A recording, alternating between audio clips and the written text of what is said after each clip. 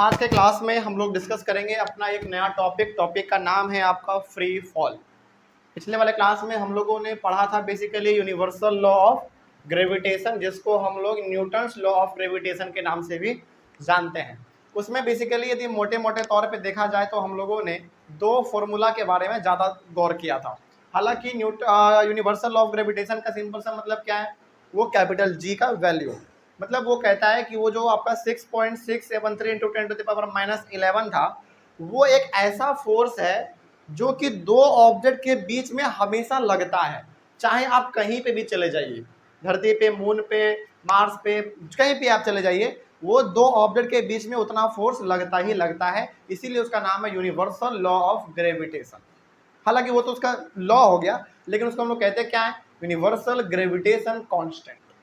ये हमने यहाँ पे एक लास्ट में लिखा था यहाँ पे, तो ये चीज़ हम लोग जान चुके हैं। चलिए, तो पिछले वाले क्लास में आपने क्या पढ़ा, वो दो फॉर्मूला, इसके बारे में थोड़ा सा हम लोग जल्दी से जानकारी ले लेते हैं। उसके बाद हम लोग अपना टॉपिक शुरू करेंगे फ्री फॉल। और हमने दो फॉर्मूला आपको बताया था, वो दो फॉर्मूला कौन कौन सा देखिए। सबसे पहला फॉर्मूला आपने देखा था F equals to GM into M by D square, ये पहला फॉर्मूला था आपका। और दूसरा फॉर्मूला था आपका कैपिटल जी का वैल्यू, इसका क्या था, F D square divided by M into M, यही था ना, ये था बेसिकली। तो ये हमारे पास कल का दो फॉर्मूला था। ये फॉर्मूला हम, अच्छा, इन दोनों फॉर्मूला का इस्तेमाल हम लोग कैसे करेंगे, हमने ये भी बताया था। ये वाला जो फॉर्मूला है एफ यानी कि फोर्स वाला, ये बेसिकली है ग्रेविटेशनल फोर्स निकालने का फॉर्मूला, ठीक है ना। और ये क्या है, यूनिवर्सल लॉ ऑफ ग्रेविटेशन का वैल्यू निकालने का फॉर्मूला, यानी कि कैपिटल जी का वैल्यू। और कैपिटल जी का वैल्यू आपको मालूम है, कल हमने बताया था 6.673 इंटू 10⁻⁻11। इसका यूनिट लिखना चाहे तो न्यूटन मीटर स्क्वायर पर केजी स्क्वायर, यही था हमारा। चलिए आगे बढ़ते हैं फिर। तो ये और हमने कल आपको ये भी बताया था कि ये वाला फॉर्मूला आपको ज़्यादातर इस्तेमाल करने को नहीं मिलेगा, क्योंकि इस फॉर्मूला का इस्तेमाल करने का मतलब क्या है, आप कैपिटल जी का वैल्यू निकाल के दिखाओ, और वैल्यू तो आपके पास पहले से है, तो फिर क्यों इसका इस्तेमाल करना है। इसका आपको इतना इस्तेमाल नहीं करना पड़ेगा न्यूमेरिकल्स में, लेकिन इसका बहुत ज़्यादा इस्तेमाल है। इसमें हमने कल आपको बताया था कि ये वाला जो फॉर्मूला है, ये बेसिकली आपको ये बताता है कि धरती किसी ऑब्जेक्ट पे कितना ग्रेविटेशनल फोर्स लगा रहा है, लगा के अपनी ओर खींच रहा है, इसको आप फोर्स निकालो, ठीक है ना। और हमने आपको एक होमवर्क भी दिया था कि आपको धरती और मून के बीच में ग्रेविटेशनल फोर्स कितने का लग रहा है, ये निकालना है। चलिए आज हम लोग यहाँ पे थोड़ा सा मिलके कर लेते हैं सॉल्व। देखिए, हम ये निकालना चाहते हैं कि धरती मून पे कितना ग्रेविटेशनल फोर्स लगा रहा है, ठीक है। हालांकि आपको मालूम है कि धरती जो है ना, मून पे ग्रेविटेशनल फोर्स नहीं लगाता है, फिर वो लगाता क्या है, सेंट्रीपिटल फोर्स लगाता है। लेकिन सेंट्रीपिटल फोर्स भी तो हमारा एक ग्रेविटेशनल फोर्स ही है ना। तो सिंपली हम लोग यहाँ पे क्या कह सकते हैं, ये कह सकते हैं कि ये बताओ कि धरती मून पे ग्रेविटेशनल फोर्स कितना लगाता है। ये हम लोग आज निकाल के देखते हैं, देखेंगे एक्चुअली में आखिर आता कितना है। देखिए, यदि आप इस फॉर्मूला पे पुट करेंगे और आप वो ग्रेविटेशनल फोर्स लगाएंगे जो धरती लगाता है किस पे, मून पे, तो उसके लिए आपको 3-4 वैल्यू चाहिए होगा। पहला वैल्यू आपको चाहिए होगा कैपिटल जी का, जो हमारे पास है। और ये कैपिटल एम मान लो आप मास किसका, धरती का। स्मॉल एम किसका मान लो आप, मास मून का। और डी स्क्वायर का मतलब हो गया कि धरती और मून के बीच में डिस्टेंस कितने का है, निकालते हैं। कुछ वैल्यू हम यहाँ पे लिख देते हैं और कुछ वैल्यू आपके बुक में भी दिया गया है, तो वहां से आप लोग लिख लीजिएगा। हालांकि आपको नहीं लिखना पड़ेगा, हम ही यहाँ पे सब कुछ लिख देते हैं। देखिए ध्यान से, सबसे पहले यदि मैं बात करूं कैपिटल जी का, तो मान लीजिए कि कैपिटल, और कई बार क्या ना होगा ना, जब आप न्यूमेरिकल्स बनाएंगे तो कैपिटल जी का वैल्यू आपको वहां पे दिया हुआ रहेगा। और मान लीजिए कि दिया हुआ नहीं है, तो क्या कर लेना है आपको, इतना 6.673 नहीं लिखना है, न्यूमेरिकल्स में इतना नहीं लिखना होता है, सिंपली 6.7 आप लिख दीजिएगा, ठीक है। तो कैपिटल जी का वैल्यू आपके पास 6.7 इंटू 10⁻⁻11 न्यूटन मीटर स्क्वायर पर केजी स्क्वायर, ये आपके पास कैपिटल जी का वैल्यू आ गया। उसके बाद ये कैपिटल एम जो है ना, ये आप मान लो किसका मास, अर्थ का मास। तो यहाँ पे इसको थोड़ा सा और इंफॉर्मेटिव बनाने के लिए आप क्या करो, कैपिटल एम लिखो और इसके बेस में छोटा सा ई लिख दो, स्मॉल ई। इससे ये मालूम चल जाएगा कि ये मास किसका है, अर्थ का है, ई फॉर अर्थ।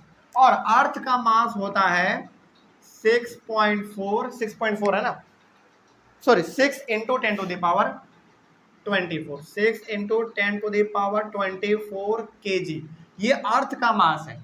और मून का मास के लिए आप क्या करो, स्मॉल m मान लो, और ये स्मॉल m है और आप मून का निकाल रहे हैं तो यहाँ पे स्मॉल m लिख दीजिए, इससे आपका काम चल जाएगा, ताकि टीचर देखेंगे ना तो उनको लगे कि अच्छा ये स्मॉल m वो माना है किसका मास, मून का।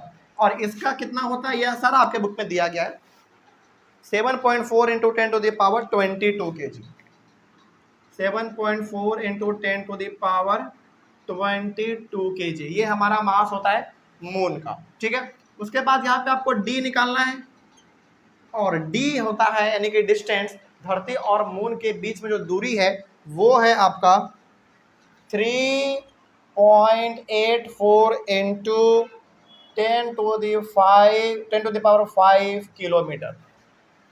ये हम अपने मन से नहीं लिख रहे हैं, सारा वैल्यू आपके एनसीईआरटी बुक में दिया गया और ये ऑफिशियल वैल्यू है, आप इसको मान सकते हैं। तो यहाँ पे आप थोड़ा सा गौर किया जाए, ये अपने बिल्कुल एसआई यूनिट में है, ये भी अपने एसआई यूनिट केजी में है, और ये भी अपने एसआई यूनिट केजी में है, लेकिन डी यानी कि डिस्टेंस हमारा किस में होता है, मीटर में, लेकिन ये है किस में, किलोमीटर में। इसको थोड़ा सा चेंज कर लेते हैं हम लोग, मीटर में कर लेते हैं, और किलोमीटर में है, मीटर में चेंज करने के लिए 1000 से मल्टीप्लाई करना पड़ेगा। तो 3.84 into 10 to the power 5 into कितने से, 1000 से करेंगे तो ये आपका मीटर में आ जाएगा। इसको थोड़ा सा और हम लोग सॉल्व कर सकते हैं, 3.84 into 10 to the power 5 into इसको हम लोग 10 टू दी पावर 3 लिख सकते हैं। ठीक है, और ये हमारा मीटर में। अब आपको मालूम है बेस हमारा सेम होता है तो पावर हमारा ऐड हो जाता है। एक्सपोनेंट एंड पावर चैप्टर का ये कॉन्सेप्ट है। 3.84 इंटू 10 टू द पावर कितना हो जाएगा, 8 मीटर। अब देखिए यहाँ पे ध्यान से, थोड़ा सोचने वाली बात है, आपको निकालना है धरती और मून के बीच में ग्रेविटेशनल फोर्स, यानी कि धरती मून पे कितना ग्रेविटेशनल फोर्स लगा रहा है, ये आपको निकालना है। इसको निकालने के लिए आपको चाहिए क्या, कैपिटल जी हमारे पास आ गया, कैपिटल एम वो भी हमारे पास आ गया। कैपिटल एम का मास मतलब हमने अर्थ का मान लिया है, और स्मॉल एम यानी कि मून का मास मान लिया, वो भी हमको मिल गया, और डी ये भी हमको मिल गया। बस डी का क्या कर देना है, स्क्वायर कर देना है, वो हम लोग कर देंगे यहाँ पे फॉर्मूला में। लेकिन यहाँ पे आप थोड़ा सा ना गौर करो, चलो मून पे हम लोग नहीं रहते हैं, मून का छोड़ दीजिए, आप जिस प्लेनेट पे रहते हैं अर्थ पे, आप उसका मास देख लो पहले, कितना भयंकर मास है इसका, 6 into 10 to the power 24 kg। इसका मतलब समझते हैं आप, 6 लिखो और कितना जीरो एक पर, 24 जीरो, यानी कि 1 2 3 4 5 6 7 8 9 10 11 12 13 14 15 16 17 18 19 20 21 22 23 24, ये इतना केजी है हमारे पृथ्वी का मास, सोच लीजिए। और आप इसको मल्टीप्लाई करेंगे तो ज़्यादा कुछ मत करो, इसको आप यहाँ से हटाओ और सिंपली यहाँ पे क्या लगा दो, 6 लगा दो। देख लीजिए हमारे पृथ्वी का, अर्थ का ये हमारा मास है। आप इसको कैलकुलेट भी नहीं कर पाएंगे, मुश्किल से मुश्किल कितना कर पाएंगे आप, 1 tens 100 1000 10,000 lakh 10 lakh crore million trillion billion, इसमें आप जा सकते हैं, लेकिन उससे भी बड़ा वैल्यू है ये आपका, कैलकुलेट भी आप नहीं कर पाइएगा। सोचिए ये हमारे धरती का मास है। इसी प्रकार से आप मून का निकाल सकते हैं, 7.4 इंटू कितना जीरो, एक पर 22 जीरो, कितना बड़ा बड़ा मास है, तो बहुत भयंकर मास है ये। खैर इतना बड़ा कैलकुलेशन हमको करने की जरूरत पड़ेगी क्या, नहीं, कुछ शॉर्टकट तरीके होते हैं उसको सॉल्व करने का, देख लेते हैं। लेकिन इतना बड़ा हमारा धरती का मास है, मतलब कि इतना केजी इसका वजन है। ठीक है, चलिए अब आप डायरेक्टली वैल्यू पुट कीजिए अपने फॉर्मूला पे, आपको मालूम चल जाएगा कि आखिर धरती मून पे कितना ग्रेविटेशनल फोर्स लगाता है। देखिए ध्यान से, डायरेक्टली फॉर्मूला पे पुट करते हैं हम लोग, F इक्वल्स टू जी, जी का मतलब ये 6.7 इंटू 10 टू द पावर -11। इसका अब यहाँ पे यूनिट नहीं लिखते हैं, उसको छोड़ देते हैं। मल्टीप्लाई कैपिटल M यानी कि कितना, 6 इंटू 10 टू द पावर 24, उसके बाद स्मॉल m यानी कि ये 7.4 इंटू 10 टू द पावर 22। ठीक है, हो गया। अब नीचे में कितना, डी स्क्वायर, डी स्क्वायर का मतलब हो गया हमारा इसका square, 3.84 into 10 to the power 8, इसका स्क्वायर। अब इतना बड़ा कैलकुलेशन हम लोग करेंगे कैसे, पहले ना जहां जहां पे पावर दिख रहा है उसका आप काम कर लीजिए, क्योंकि उतना आप कर लेंगे ना तो आपके लिए थोड़ा सा आसान हो जाएगा। देखिए जरा ध्यान से, 6.7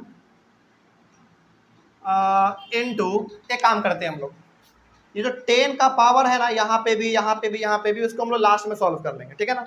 लेकिन 6.7 हो गया, उसके बाद क्या बच रहा है हमारा 6, उसके बाद 7.4 इंटू यहाँ पे कर लेते हैं। अब ये हमारा आ जाएगा 10 to the power -11 into 10 to the power 24 into 10 to the power 22। इसको हमने लास्ट में ला लिया ताकि कैलकुलेट करने में हमारे लिए आसानी हो जाए।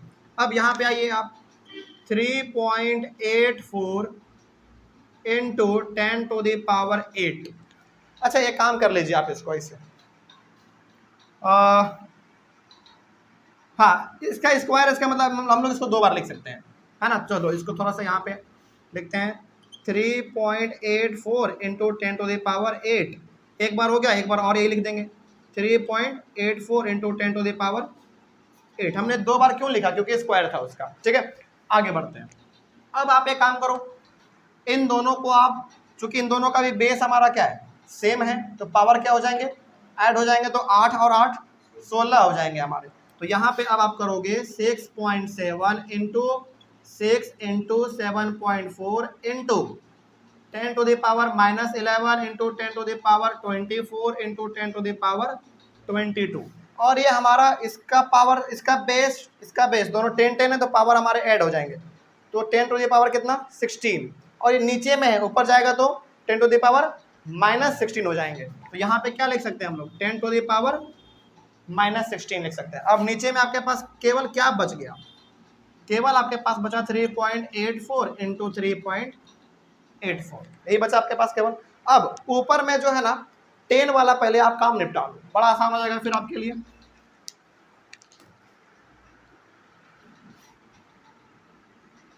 F इज इक्वल्स टू, चलिए अब थोड़ा सा देख लीजिए यहाँ पे 10 का पहले आप काम यदि निपटाना चाहेंगे तो सबसे पहले तो हमारा सभी का बेस सेम है, तो पावर क्या हो जाते हैं, ऐड हो जाते हैं। तो पहले आप इन दोनों प्लस वाला क्या कर लो, 10 टू द पावर कितना 46, 10 टू द पावर 46, और ये दोनों आपका माइनस माइनस वाला है, लेकिन है माइनस में तो क्या प्लस ही होगा ना, तो माइनस माइनस प्लस, लेकिन साइन कैसा रहेगा, माइनस का रहेगा। तो ये हमारा कितना हो गया 10 टू द पावर -27। अब यहाँ पे भी आप देख लीजिए, ये भी आपका 10 बेस में और ये भी आपका 10 बेस में, बेस सेम है, तो पावर हमारे क्या होंगे, ऐड होंगे, यानी कि 46 प्लस -27 आप करेंगे, तो 46 -27 करेंगे, कितना आएगा आपके पास 19, और ये आपका 19 आ गया। It means 10 to the power कितना हो गया आपका 19 हो गया। हमने केवल अभी कुछ नहीं किया, बस हमने इस 10 वाले पावर जितने भी आपको दिख रहे हैं इसका काम हमने पहले निपटा दिया है, ठीक है। अब आगे आराम से आप सॉल्व करेंगे तो आपका आराम से बनेगा। अब ऊपर में जो कुछ भी आपके पास था 10 के अलावा उसको पहले आप लिख लीजिए। आपके पास था 6.7 इंटू 6 इंटू 7.4 इंटू, अब यहाँ से लेकर यहाँ तक के लिए हम लोग मात्र 10 टू द पावर 19 लिख सकते हैं बस, इंटू 10 टू द पावर 19। क्यों केवल हमने इतना लिखा, क्योंकि हमने इन सभी को सॉल्व किया अभी तुरंत, ठीक है। अब नीचे आपके पास क्या बचा, नीचे आपके पास बचा 3.84 इंटू 3.84, यही बचा आपके पास। इसको थोड़ा सा हम लोग और सॉल्व कर सकते हैं। आप क्या करो, अभी भी थोड़ा सा वैल्यू आपको लंबा लग रहा होगा, आप पहले पॉइंट वाले को हटाओ। जैसे यहाँ पे आप देखिए, यदि आप पॉइंट को हटाएंगे 6.7 को, तो आप क्या लिखेंगे 67/10 लिखेंगे, है ना। उसके बाद फिर सभी मल्टीप्लाई में, ऊपर में यहाँ पे मल्टीप्लाई में है तो हम यहाँ पे मल्टीप्लाई का साइन दे सकते हैं। तो 67/10 हो गया, और ये हमारा 6 है, रहने दीजिए, ये हमारा 7.4 है, तो 74/10 हो जाएगा। उसके बाद इनटू ये हमारा 10 टू द पावर 19 है। हाँ यहाँ पे भी कर सकते हैं हम लोग, उसके लिए कोई दिक्कत नहीं है। ये हमारा 2 बार है, 3.84 इंटू 3.84, बात समझ में आ रही है। अच्छा एक काम कर सकते हैं हम लोग, और इसका भी हटा सकते हैं ना, तो एक काम करो, नीचे में हमारा 3.84 है, 3.84 है, इन दोनों का भी हम पॉइंट हटाएंगे तो ऊपर चला जाएगा। इसका 2 0 और इसका 2 0, टोटल कितना 0, 4 0। तो यहाँ पे आप डायरेक्ट लिख सकते हो 10 टू द पावर 4, और यहाँ पे लिख दो 384 इंटू 384। देखिए हमने यहाँ पे ज़्यादा कुछ खास बड़ा कैलकुलेशन नहीं किया है, आप इसको आराम से देखेंगे ना तो आपको मालूम चलेगा कि 6.7 था, हमने इसको 67/10 लिखा, 6 था हमने 6 रहने दिया, 7.4 था हमने इसको 74/10 लिख दिया, ये हमारे पास 10 to the power 19 था, यहाँ पे हमने 10 to the power 19 रहने दिया। अब नीचे वाला काम हम लोग कर रहे हैं, यहाँ पे आप पॉइंट हटाओगे तो 2 जीरो दोगे, यहाँ पे हटाओगे तो 2 जीरो, 2 2 4 जीरो, और ये 4 जीरो हमारा अभी फिलहाल नीचे में था तो ऊपर चला जाएगा, यानी कि आप यहाँ पे पॉइंट हटाओगे तो ऊपर जाएगा ना। तो इस तरीके से हमारा यहाँ पे ये हो गया। अब यहाँ पे थोड़ा सा और देखा जाए, देखिए ध्यान से, f इज इक्वल्स टू, इसको थोड़ा सा सॉल्व कर लिया जाए, 67 इंटू 6 इंटू 74 इंटू, अब इसको 10 टू द पावर कितना हो जाएगा, 10 to the power 23 divided by ये हमारा 10 to the power 2 into 384 into 384। थोड़ा सा और देख लिया जाए, देखो यहाँ पे ध्यान से, ये आपका 10 टू द पावर 2 है, ऊपर जाएगा तो 10 टू द पावर -2 हो जाएगा, तो 67 into 6 into 74 into 10 to the power 23 into 10 to the power -2, हमने इसको ऊपर लेके चले गए, हमारे पास नीचे में बचा 384 इंटू 384। थोड़ा सा और सॉल्व किया जाए इसको आप सॉल्व कर लो पहले, तो 67 into 6 into 74 into 10 to the power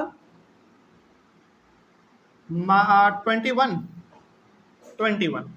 divided by 384 into 384।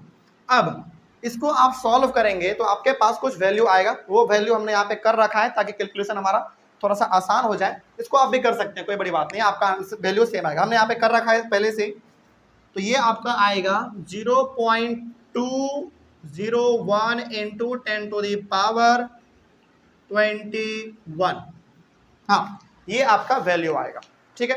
अब आपके बुक में लेकिन ये चीज़ नहीं है। अब एक बात बताइए, यहाँ पे 10 टू द पावर 21 है, यानी कि इस पॉइंट को हम इधर शिफ्ट करेंगे तो हमारा 10 टू द पावर 21 बचेगा या 20 बचेगा, 20 बचेगा, क्योंकि जब हम लोग अपने इस पॉइंट को लेफ्ट की ओर शिफ्ट करते तो हमारा ये 10 एक घटता या बढ़ता है, घटता है। तो ये बेसिक मैथमेटिक्स था।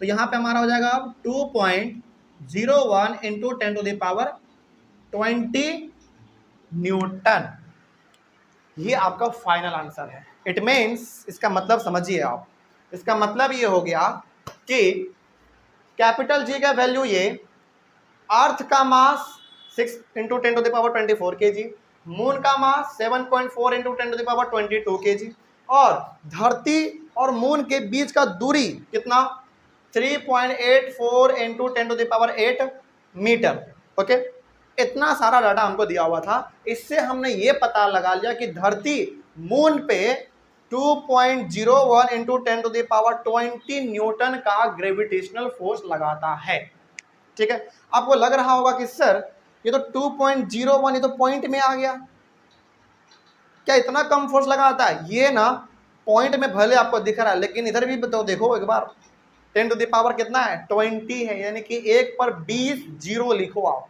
उसके बाद आप इसको मल्टीप्लाई करो, आपको मालूम चलेगा कि इतना भयंकर फोर्स धरती हमारा मून पे हर वक्त लगा रहा होता है। तो इस तरीके से हमने आपको यहाँ पे दो चीज़ बताया। पहला बात ये कि इस फॉर्मूले का इस्तेमाल कैसे करना है, इस फॉर्मूले का इस्तेमाल बेसिकली आपको ग्रेविटेशनल फोर्स निकालने के लिए ही किया जाएगा, बस, ठीक है। आगे बढ़ते हैं फिर। उसके बाद यहाँ पे हमने आपको पहला तो ये बता दिया कि इसका इस्तेमाल कैसे करना है। दूसरा चीज़ हमने आपको यहाँ पे ये बताया कि धरती और मून के बीच में जो ग्रेविटेशनल फोर्स लग रहा है वो इतना न्यूटन का फोर्स लग रहा है। अच्छा, धरती लगा रहा है या मून लगा रहा है?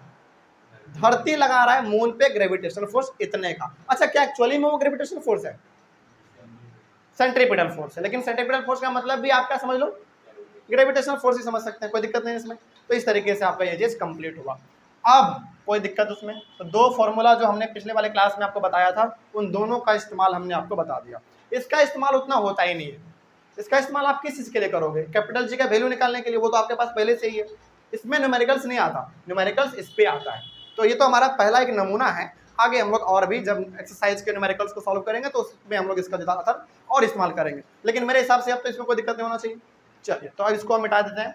हाँ, ऑनलाइन वाले बच्चे इसको इसका आप एक बार स्क्रीनशॉट ले लीजिए, स्क्रीनशॉट ले लीजिए केवल अभी फिलहाल उसका, इसको तो अभी हम लोग डिस्कस करेंगे, मिटा दे इसको।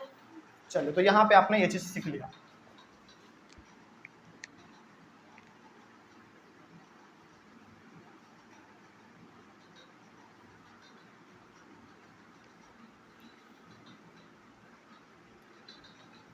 यहाँ पे हमने कैलकुलेशन फास्ट करने के लिए पहले से इसको मल्टीप्लाई करके रखा था, लेकिन आप लोग ऐसा मत करना, थोड़ा सा चूंकि आप अपने से बनाएंगे तो थोड़ा सा कैलकुलेट कीजिएगा, क्योंकि एग्जाम में आप ही को बैठना है, खैर है ना।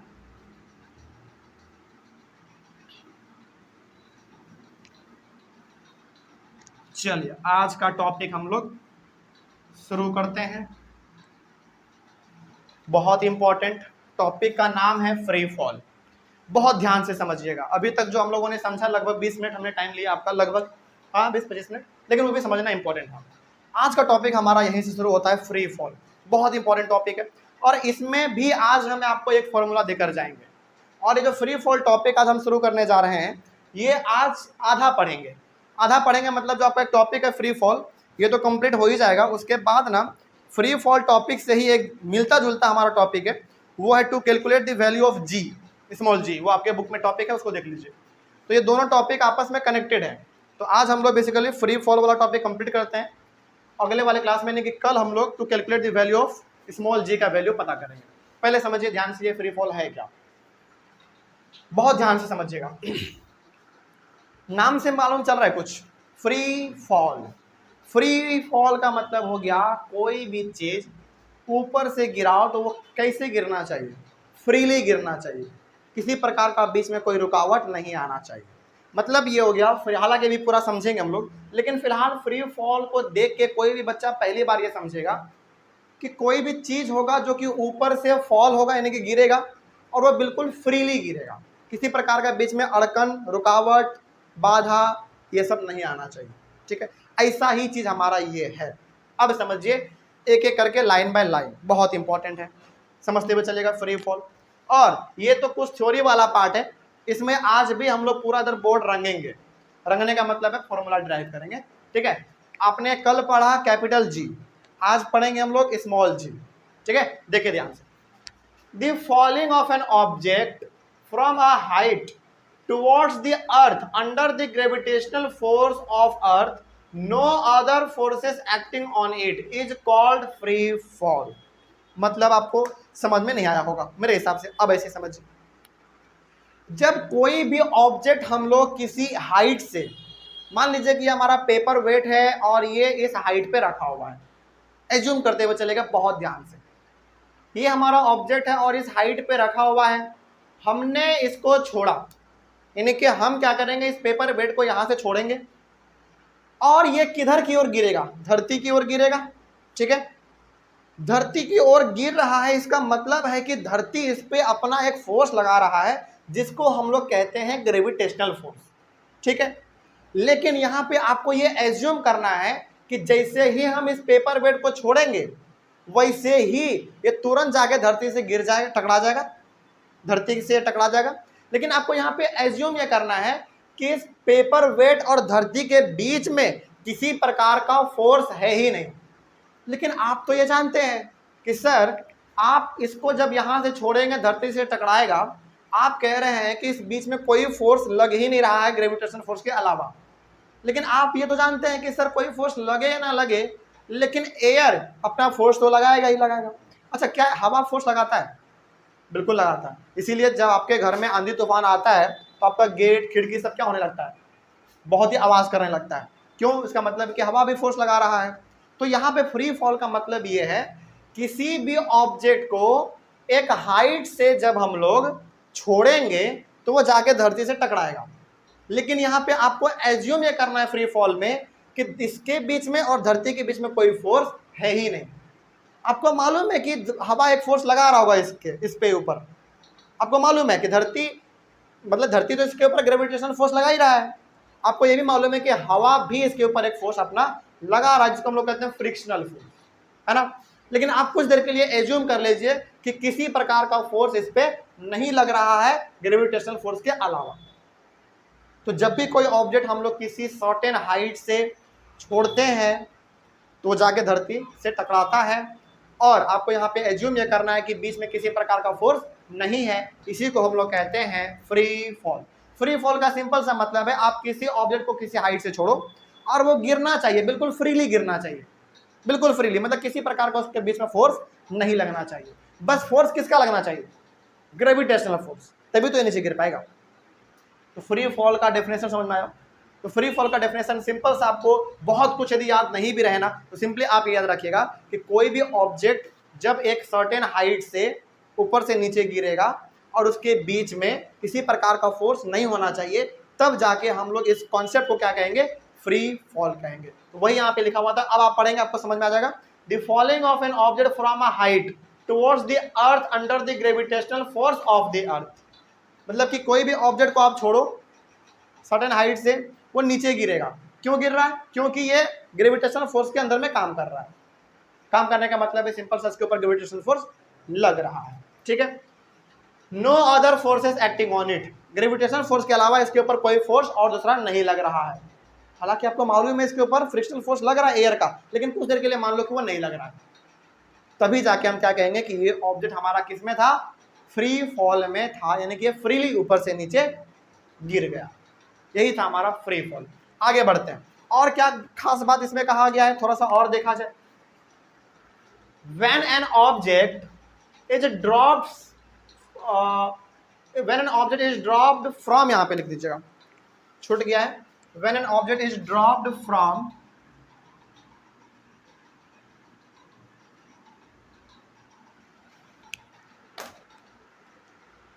when an object is dropped from some height, there is no change in the direction of motion of the object, but there will be a change in the magnitude of the velocity. Magnitude का मतलब numerical value, numerical value का मतलब 1 2 3 4 5, यही सब हमारा।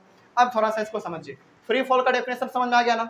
अब आगे इसमें कहा गया when an object is dropped from some height there is no change in the direction of motion of the object, but there will be a change in the magnitude of the velocity.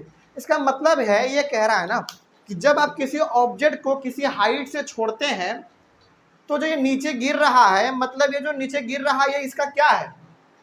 गिरने का direction है, मतलब कि motion का direction है। तो जब आप इसको यहां से छोड़ेंगे तो ये इसका जो गिरने का डायरेक्शन है वो कभी भी बदलेगा नहीं। मतलब ये हो गया कि आप इसको यहाँ से छोड़ेंगे तो बिल्कुल स्ट्रेट ही गिरेगा। ऐसा होगा क्या कभी कि हम इस पेपर वेट को यहाँ से छोड़ रहे हैं और वो इसे हिलते डोलते जाके नीचे गिरेगा? ऐसा बिल्कुल भी नहीं होगा। लेकिन आपके मन में तुरंत सवाल आया होगा कि सर यदि यहीं पे हम एक पेपर को यहाँ से छोड़े या फिर एक पक्षी के पंख को यहाँ से छोड़े, तब तो वो बिल्कुल गोल गोल घूम के ऐसे करते करते नीचे गिरता है। तो क्या ये कॉन्सेप्ट हमारा गलत हो गया? नहीं, बिल्कुल भी नहीं। यहाँ पे कॉन्सेप्ट हमारा लागू होता है मास और सरफेस एरिया का, वो भी बताएंगे। बस 2 मिनट हमको और टाइम दीजिए आप। पहले इसका मतलब समझिए। इसका मतलब ये कहा गया था कि आप फिलहाल एज्यूम करो ये हमारा पेपर वेट और ये अच्छा खासा भारी होता है, ठीक है। तो कहा जा रहा है कि जब हम लोग इसको किसी हाइट से छोड़ेंगे तो इसका जो गिरने का डायरेक्शन है ना वो कभी भी चेंज नहीं होगा, बिल्कुल ये स्ट्रेट गिरेगा एकदम। कभी भी, जैसे मान लो इसको हमने यहाँ से छोड़ा, ऐसे थोड़ी करके गिरेगा, डायरेक्ट ये नीचे गिरेगा। मतलब कि इसके गिरने के डायरेक्शन कभी चेंज होंगे? कभी भी चेंज नहीं होंगे, लेकिन इसके वेलोसिटी के मैग्नीट्यूड में चेंज आ जाएगा। मतलब ये हो गया कि अभी ये हमारा ऑब्जेक्ट यदि यहाँ पे है तो रेस्ट में है, इसको हम जैसे ही छोड़ेंगे तो इसका मोशन में आएगा ये, और मोशन में आ गया मतलब इसका वैल्यू क्या हो जाएगा? चेंज हो जाएगा। जैसे मान लीजिए कि अभी हमारा ये रेस्ट में है, हमने इसको छोड़ा, कुछ तो वेलोसिटी इसके पास आया होगा, 5 मीटर 10 सेकेंड, 15 मीटर 20 मीटर, कुछ भी तो आया होगा इसके पास वेलोसिटी। तो वही यहाँ पे कहा गया था कि जब भी कोई ऑब्जेक्ट आप किसी हाइट से छोड़ते हैं तो उसके गिरने के डायरेक्शन में कोई बदलाव नहीं होता है, लेकिन उसके वेलोसिटी में बदलाव आता है। अच्छा, कभी आपने गौर किया है कि जब भी आप कोई ऑब्जेक्ट ऊपर फेंकते हैं और जैसे जैसे वो नीचे आता रहता है उसका स्पीड और बढ़ता रहता है? आपने कभी गौर किया इस चीज को? मतलब क्या कहना चाह रहे हैं हम? जब भी कोई ऑब्जेक्ट आप ऊपर फेंकते हैं और जब वो नीचे आ रहा होता है, यानी कि जैसे जैसे वो ऊपर से नीचे आ रहा होता है इसका स्पीड और घटता रहता है या बढ़ता रहता है? बढ़ता रहता है। इसीलिए यहाँ पे कहा गया है कि but there will be a change in the magnitude of the velocity. Magnitude का मतलब न्यूमेरिकल वैल्यू। तो जैसे आप किसी ऑब्जेक्ट को हाइट से छोड़ते हैं तो इसके गिरने के डायरेक्शन में कोई बदलाव नहीं आता, लेकिन इसका वेलोसिटी लगातार बढ़ता रहता है। कैसे मालूम चलेगा आपको? यहाँ पे है जीरो वेलोसिटी है, जैसे आप छोड़ेंगे इसका वेलोसिटी और घटता जाएगा या बढ़ता जाएगा? बढ़ता जाएगा, ठीक है। और हाँ, आखिरकार जब धरती से टकराएगा तो इसका वेलोसिटी जीरो हो जाएगा, वो अलग बात है, लेकिन जब तक वो गिरता रहेगा तब तक उसका वेलोसिटी बढ़ता रहेगा। ये वाला भी टॉपिक कंप्लीट, कॉन्सेप्ट कंप्लीट है। तो फ्री फॉल में अभी मात्र आपने दो ही चीज समझा है। पहला, फ्री फॉल का मतलब ये आपने समझ लिया कि जब भी कोई ऑब्जेक्ट हम किसी सर्टेन हाइट से छोड़ते हैं तो वो जाके नीचे गिरेगा, क्योंकि इसके ऊपर एक ग्रेविटेशनल फोर्स लग रहा है। बस आपको यहाँ पे एज्यूम क्या करना है कि यहाँ पे किसी प्रकार का और कोई फोर्स दूसरा ग्रेविटेशनल फोर्स के अलावा नहीं है। इसी को हम लोग कहते हैं फ्री फॉल। और फ्री फॉल में क्या होता है, कोई भी ऑब्जेक्ट ऊपर से नीचे गिरता है तो उसके गिरने के डायरेक्शन में कोई बदलाव नहीं आता है, वो बिल्कुल सीधा ही गिरेगा, लेकिन उसके वेलोसिटी का मैग्नीट्यूड बार बार चेंज होता रहता है, ठीक है। अब आपके मन में सवाल आया होगा कि हालांकि ये तो जो बताने जा रहे हैं ये हमारे अगले वाले क्लास यानी कि कल का कॉन्सेप्ट है, लेकिन थोड़ा सा हम आपको यहाँ पे समझा देते हैं। आपको लगा होगा कि सर इस पेपर वेट चूंकि इसका ये थोड़ा भारी है तो ये जब हम ऊपर से नीचे छोड़ेंगे तो बिल्कुल ये आराम से गिर जाएगा, इसके गिरने का डायरेक्शन में कोई बदलाव नहीं आ रहा है। लेकिन सर जब हम लोग एक पेपर को यहाँ से छोड़ेंगे या फिर किसी पक्षी के पंख को यहाँ से छोड़ेंगे या फिर पेपर का टुकड़ा छोड़ेंगे या फिर 3 मंजिला बिल्डिंग पर चले गए, वहाँ पर चॉकलेट का रैपर छोड़ेंगे, वो तो बिल्कुल आराम से थोड़ी गिरता है, वो तो घूमते फिरते टहलते टहलते गिरता है। इसका मतलब क्या हुआ, यहाँ पे ना कॉन्सेप्ट है हमारा मास और सरफेस एरिया का। थोड़ा सा आपको समझाते हैं इसके बारे में। हालांकि ये आपके बुक में एनसीईआरटी में उतना खुल के नहीं बताया गया है, लेकिन यहाँ पे आपको समझना चाहिए, क्योंकि आप जब तक ये नहीं समझेंगे ना तब तक आपको इसमें कन्फ्यूजन बना रहेगा। क्योंकि आपने अभी तुरंत पढ़ा कोई भी ऑब्जेक्ट जब सर्टेन हाइट से नीचे गिरेगा तो उसके गिरने का डायरेक्शन में चेंज नहीं आएगा, लेकिन तुरंत आपके माइंड में क्लिक किया होगा कि अच्छा जब हम लोग पेपर गिराते हैं वो कहाँ सीधा गिरता है, वो तो ऐसे घूमते फिरते गिरता है नीचे। तो यहाँ पे कॉन्सेप्ट है हमारा मास और सरफेस एरिया का। देखिए बहुत ध्यान से समझिएगा इस कॉन्सेप्ट को। ये हमारा पेपर वेट है, इसका मास क्या है? इसका मास ज्यादा है, मतलब कि अच्छा खासा भारी है ये, इसका मास ज्यादा है, लेकिन इसका सरफेस एरिया क्या है? बहुत ही कम है, इतना कम है कि मेरे मुट्ठी में आ जा रही है। तो मास इसका ज्यादा है, सरफेस एरिया कम है। तो जब भी किसी ऑब्जेक्ट का मास ज्यादा होगा यानी कि वजन ज्यादा होगा और सरफेस एरिया कम होगा, वो हमेशा एक ही डायरेक्शन में नीचे गिरेगा। आप इसको समझिए, जिसका मास ज्यादा होगा सरफेस एरिया कम होगा, उसमें जरा सा भी डायरेक्शन बदलेगा नहीं, नो चेंज इन डायरेक्शन। इसको आप कहीं पे हो सके ना तो बहुत सावधानी तरीके से लिख लीजिएगा, नो चेंज इन डायरेक्शन। मतलब क्या हुआ, शॉर्ट में हमने लिख दिया कि जिस ऑब्जेक्ट का मास ज्यादा होगा और सरफेस एरिया कम होगा वो आराम से ऊपर से नीचे धड़ाम से गिरेगा, कोई भी उसके गिरने का डायरेक्शन में चेंज नहीं आने वाला है, बिल्कुल नहीं आने वाला। ओके आगे। लेकिन इसका उल्टा हमारा होता है, जिसका मास कम हो सरफेस एरिया ज्यादा हो, उसमें हमारा चेंज इन डायरेक्शन देखने को मिलेगा। एग्जाम्पल बताते हैं आपको, जैसे एग्जाम्पल जैसे एक पेपर है आपके पास, वही क्वेश्चन पेपर लाइए, जैसे जरा देखिए ध्यान से,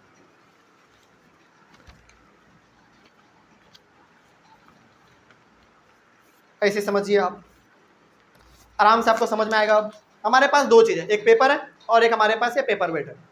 पेपर वेट का मास ज्यादा है, अच्छा खासा भारी है, लेकिन सरफेस एरिया कम है। तो जिसका मास ज्यादा होगा सरफेस एरिया कम होगा, वो जल्दी धड़ाम से नीचे गिर जाएगा। आप इसको ऐसे भी देख लो, हमने यहां से छोड़ा नीचे गिर गया, क्या डायरेक्शन में चेंज हुआ? बिल्कुल भी नहीं, आराम से ऊपर से नीचे गिरा। अब इसके बारे में देखो, इसका मास बहुत कम है, मुश्किल से ये 5 से 6 ग्राम या फिर मुश्किल से 10 से 12 ग्राम ही हो सकता है, मास बहुत कम है। लेकिन सरफेस एरिया देखो इसका कितना बड़ा है, लंबाई चौड़ाई सरफेस एरिया ज्यादा है। तो जब आप इसको यहां से इसे गिराएंगे, क्या ये सीधा कभी गिरेगा? आप इसको एग्जांपल के तौर पे इसे देखिए, देखो यहीं पे ऐसे ऐसे करने लगा, है ना। थोड़ा सा और आप अच्छे से देख लो, बिल्कुल भी नहीं। दोबारा देखो, क्या कभी आराम से गिरा? नहीं गिरा। तो यहाँ पे ना, हालांकि इसके बारे में हम और खुल के आपको बताएंगे, अगले वाले क्लास का ये हमारा कॉन्सेप्ट था, लेकिन कोई बात नहीं, आपको समझ में आना चाहिए, इसीलिए हमने यहाँ पे थोड़ा सा आपको एक्सप्लेन कर दिया। इसमें तो कोई दिक्कत नहीं है, होना चाहिए। तो अब यहाँ पे यदि आपसे कोई चलते फिरते कोई पूछ ले कि फ्री फॉल में आपने ये तो पढ़ लिया कि जब किसी भी ऑब्जेक्ट को किसी हाइट से छोड़ेंगे तो वो आराम से नीचे गिरेगा, उसमें किसी प्रकार का डायरेक्शन में बदलाव नहीं आएगा। लेकिन कोई पूछ दे कि बताओ जब हम लोग पेपर गिराते हैं तो फिर उसका डायरेक्शन क्यों बदलता है, तो बताइएगा कि यहाँ पे हमारा कॉन्सेप्ट लागू होता है मास और सरफेस एरिया वाला। कोई बोले कि इसको थोड़ा सा एलेबोरेट करो, समझाओ, अच्छी तरीके से एक्सप्लेन करो, तो आप इसको ऐसे बताइएगा कि देखिए, जिस ऑब्जेक्ट का मास ज़्यादा होता है, सरफेस एरिया कम होता है, वो बिल्कुल ऊपर से नीचे आराम से बिना डायरेक्शन में बदलाव किए आराम से नीचे गिर जाएगा। लेकिन जिस ऑब्जेक्ट का मास कम हो और सरफेस एरिया ज़्यादा हो, उस केस में हमारा वो ऑब्जेक्ट आराम से बिना डायरेक्शन को चेंज किए हुए कभी गिर ही नहीं सकता। हमेशा वो क्या करेगा, अपना डायरेक्शन बदलते बदलते घूमते फिरते जाके नीचे गिर जाएगा। तो अब इसमें कोई दिक्कत नहीं ना। चलिए आगे बढ़ते हैं। हालांकि थोड़ा सा आपको सब्र करना पड़ेगा, नहीं तो फिर सारा सस्पेंस हमारा खत्म हो जाएगा, क्योंकि अगले वाले क्लास में ना, चूंकि आपको टाइम हो गया हमारा, इसमें ना बहुत इंटरेस्टिंग बात आपको हम बताने वाले हैं। खैर आगे बढ़ते हैं। यहाँ तो कोई दिक्कत नहीं है, बात समझ में आ गया, ये दोनों पॉइंट समझ में आ गया। आगे बढ़ते हैं। उसके बाद है any change in velocity involves acceleration. अच्छा, चेंज इन वेलोसिटी क्या कहलाता है? एक्सेलरेशन कहलाता है। मतलब कि यदि ये मेरा पेपर वेट अभी यहाँ पे है तो ऑब्वियस सी बात है, कोई भी देख के बोलेगा ये भी रेस्ट में है। हमने इसको जैसे छोड़ा ये वेलोसिटी में आ गया, लेकिन क्या इसका वेलोसिटी बदल रहा है या सेम है? हर बार बदल रहा है, क्योंकि जब भी कोई ऑब्जेक्ट ऊपर से नीचे गिरता है ना, वो हर वक्त अपना वेलोसिटी बढ़ाते जाता है। ऐसा मत समझिएगा कि हमने यहां से इसको छोड़ा एक ही गति से वो नीचे गिरता रहता, नहीं। जब तक वो ऊपर से नीचे आता रहेगा तब तक ये अपना वेलोसिटी चेंज यानी कि बढ़ाता रहता है। तो जब इसका वेलोसिटी चेंज हो रहा है हर वक्त, इसका मतलब इस ऑब्जेक्ट में अब क्या आ चुका है? एक्सेलरेशन आ चुका है, क्योंकि चेंज इन वेलोसिटी ही हमारा क्या कहलाता है? एक्सेलरेशन कहलाता है। तो वही यहाँ पे लिखा हुआ था, any change in velocity involves acceleration, और इसका हर वक्त वेलोसिटी चेंज हो रहा था, इट मींस इसमें हमारा एक्सेलरेशन आ चुका है। आगे बढ़ते हैं। This acceleration is due to the earth gravitational force. अच्छा, इसमें जो ये एक्सेलरेशन आया किसके वजह से आया? ग्रेविटेशनल फोर्स की वजह से आया। मतलब कि यदि हमने इसको यहाँ से छोड़ा और ये अपने आप नीचे आ रहा है, इसका मतलब धरती अपना ग्रेविटेशनल फोर्स इस पर लगा के अपनी ओर खींच रहा है। तो हम यहाँ पे ये भी कह सकते हैं कि इस बॉडी में जो हमारा एक्सेलरेशन प्रोड्यूस हुआ वो धरती के ग्रेविटेशनल फोर्स के वजह से प्रोड्यूस हुआ, क्योंकि उन्होंने फोर्स लगाया तभी ये नीचे गिरा। मान लीजिए कि हमने इसको यहाँ पे रखा और धरती के पास अपना ग्रेविटेशनल फोर्स है ही नहीं, तो क्या ये कभी नीचे आएगा? कभी नहीं, यहीं पे अटका हुआ रहेगा, जादू जैसा लगेगा, है ना। लेकिन इसमें एक्सेलरेशन प्रोड्यूस हुआ, ये यहाँ पे रेस्ट में था, हमने इसको छोड़ा और हर बार इसका वेलोसिटी चेंज हुआ, मतलब कि इसमें एक्सेलरेशन प्रोड्यूस हुआ। क्यों हुआ? क्योंकि धरती इसके ऊपर अपना एक ग्रेविटेशनल फोर्स लगातार लगा रहा था। तो इसमें जो इसमें जो एक्सेलरेशन आया वो धरती के ग्रेविटेशनल फोर्स के वजह से आया। ठीक है, आगे। Therefore, this acceleration is called the acceleration due to the gravitational force of the earth। और इस ऑब्जेक्ट में जो अब एक्सेलरेशन है, इस एक्सेलरेशन को हम लोग क्या कहते हैं मालूम है? Acceleration due to the gravitational force of the earth. मतलब कि इसके पास जो एक्सेलरेशन आया वो एक्सेलरेशन धरती के ग्रेविटेशनल फोर्स के वजह से आया। या फिर मान लीजिए आपको इतना कहने का मन नहीं है तो आप शॉर्ट में क्या कह सकते हैं इसको? Acceleration due to gravity. मतलब कि इस ऑब्जेक्ट में जो हमारा एक्सेलरेशन आया, जो प्रोड्यूस हुआ, वो किसके वजह से प्रोड्यूस हुआ? ग्रेविटी के वजह से, यानी कि ग्रेविटेशनल फोर्स के वजह से प्रोड्यूस हुआ। ठीक है, आगे। It is denoted by small g. अच्छा, आप जरा याद कीजिए तो अपना चैप्टर मोशन, उसमें आपने एक्सेलरेशन को डिनोट किया था स्मॉल ए से। यहां पे भी अब इस ऑब्जेक्ट में हमारा क्या आ चुका है? एक्सेलरेशन आ चुका है। लेकिन ग्रेविटेशन चैप्टर में हम लोग एक्सेलरेशन को स्मॉल ए से नहीं बल्कि स्मॉल जी से डिनोट करेंगे। लेकिन दोनों है क्या? दोनों तो एक्सेलरेशन ही है ना, बस साइन अलग अलग है, ये स्मॉल ए और ये हमारा कैपिटल सॉरी स्मॉल जी, लेकिन दोनों है तो एक्सेलरेशन ही ना। हाँ वो अलग बात है कि ये ग्रेविटेशन के वजह से है और ये किसी फोर्स के वजह से होता है। हम लोग जब पढ़े थे मोशन, धक्का मार दिए, वेलोसिटी बढ़ गया तो एक्सेलरेशन उसमें हो गया, लेकिन ये एक्सेलरेशन क्यों हुआ? Because of gravitational force. Okay आगे बढ़ते हैं। The SI unit of G is metre per second square. अच्छा इस वाले एक्सेलरेशन का SI यूनिट क्या होता था? Metre per second square. तो इसका भी क्या होना चाहिए? मीटर पर सेकेंड स्क्वायर होना चाहिए। तो वही यहाँ पे लिखा हुआ है कि SI unit of small g is metre per second square same as that of acceleration, यानी कि एक्सेलरेशन के जैसा ही हमारा इसका भी SI यूनिट होता है। अभी तक के क्लास में अभी तुरंत आपने ये पढ़ लिया फ्री फॉल वाले टॉपिक में। हालांकि इसके बारे में थोड़ा सा हमको और इसमें बताना था, इस स्मॉल जी का हमको फॉर्मूला बताना था, लेकिन कोई बात नहीं, उसमें हमारा वो न्यूमेरिकल्स में टाइम चला गया है ना, नहीं तो आज हम लोग इसको डिस्कस कर लेते हैं। कोई बात नहीं, कल हम लोग इसको कंटिन्यू करेंगे।